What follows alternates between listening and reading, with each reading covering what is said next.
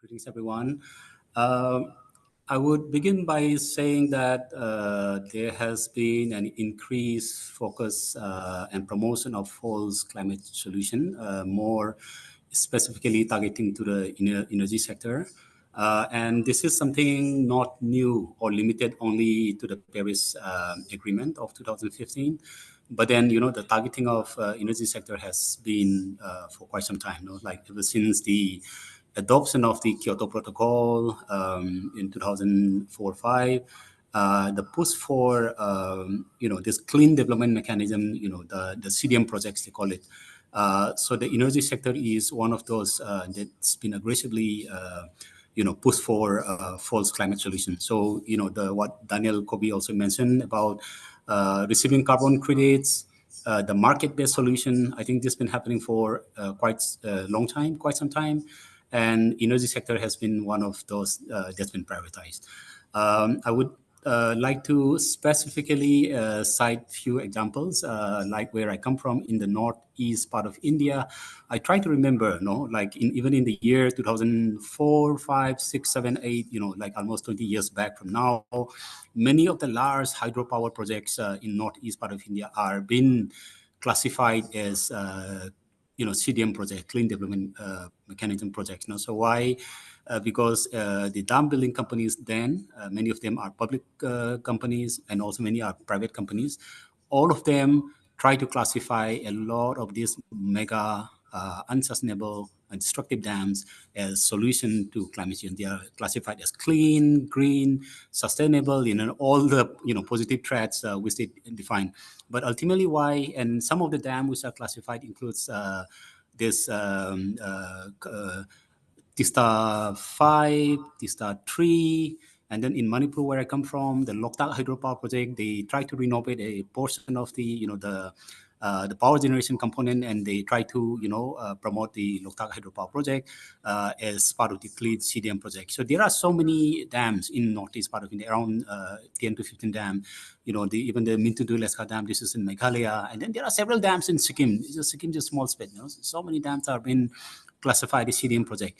But ultimately, why they are doing it is because the companies want to get or receive an additional profit out of this classification. Apart from trying to profit by damming the river and submerging the forest, but also for the companies, they see the carbon credits and the carbon market mechanism as just another way to consolidate their profit, their wealth, and I think that's the irony. That's something that we need to but then many of these dams are built in the very fragile Himalayan region, very fragile, prone to landslide, prone to even impact of climate change in itself. And now after the Paris Agreement, and the reinforcement of the climate fall solution, climate market solution, what we're seeing is there is a renewed trust on so-called renewable energy projects, and that includes, and again, any large hydropower project, any dam, any mega projects are being now classified, are being included as renewable energy. So any hydropower project is included as hydropower project, as renewable energy, and now it's been classified as a solution to climate solution. And I think this is something which is aggressively pursued. And now in our part of the world, we are seeing an increased trust and push for the construction of large hydropower projects. And I think that's a big concern. Now we are seeing 11,000 megawatt Siang Dam, a series of dams in Arunachal Pradesh, even in Sikkim, even in my part of the world, in Manipur, again, there are a lot of dams which have been pursued, all in the pretext of classification as renewable energy. And I think this is a big challenge.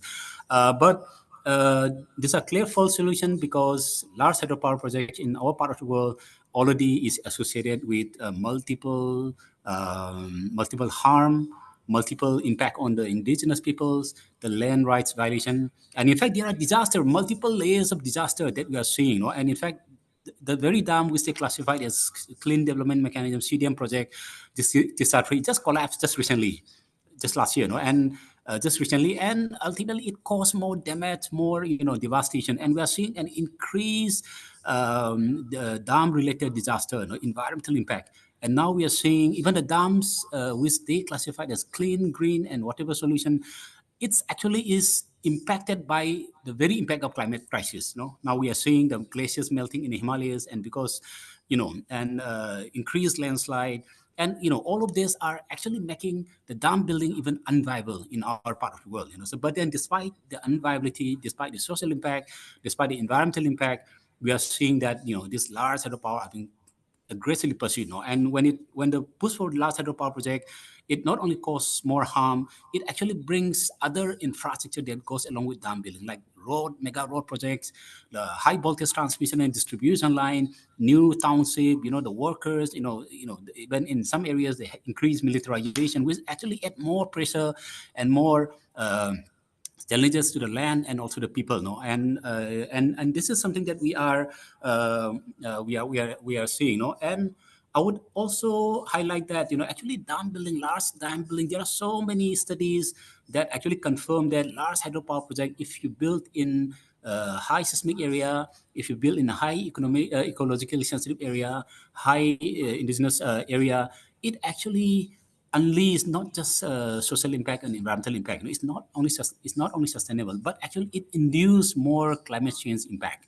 Actually, the greenhouse gas emission is much higher because from the dam reservoirs. No? So there are a series of studies focusing on that. No, yeah, what we are also seeing that I also want to flag up is the large hydropower project, large dam building. Actually, it also who benefits out of it?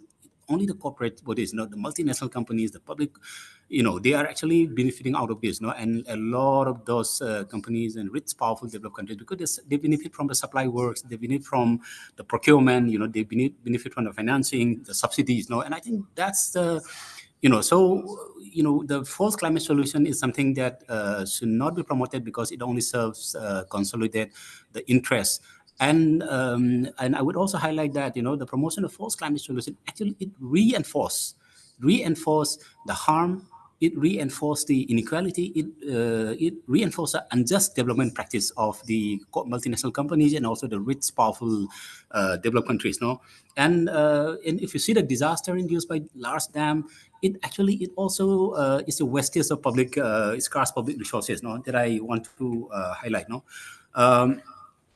And for the indigenous people, I think it's a serious scale of violations, the non-recognition of the indigenous people's right, the land rights violation, the cultural impact of large dam, the climate change impact of large dam. And I think there are other aspects. Even this concept of pursuing large dam as solution, I think this is a very wrong concept. And I think something that we should challenge. It only legitimizes, it only consolidates the corporate plunder of people's land and resources and territory. So with that said, we should reject all forms of false solution. Not just the unsustainable energy projects, but also we should challenge the associated and understand the associated implications of this pursuit of false climate solutions. And also some point of time, I think it's also good that we also touch on the financing part. Ultimately it's all about financing, and a lot of this financing are not given free or this thing, but it also a lot of multinational financial institutions, international financial institutions are also involved, and ultimately they try to gain profit by damming our river, by destroying our forests. It also promotes other unsustainable practices as well. So so we should reject all false climate solution, and we feel that all the major developed countries who embark on this kind of false solution, they should actually try to cut emissions in their own countries. They should try to cut desist from adopting unsustainable development practices. In the first place, and recognizing the rights of indigenous peoples, recognizing the rights of communities is extremely important. And they should acknowledge the fact that large hydropower project is no longer viable solution, and it actually induced more disaster, especially in the world of climate crisis. And in fact, we should acknowledge the fact that dams are actually not just prone to climate crisis, impacts of climate crisis, but dams are a major inducer of climate change and also climate crisis. Yeah. Thank you very much.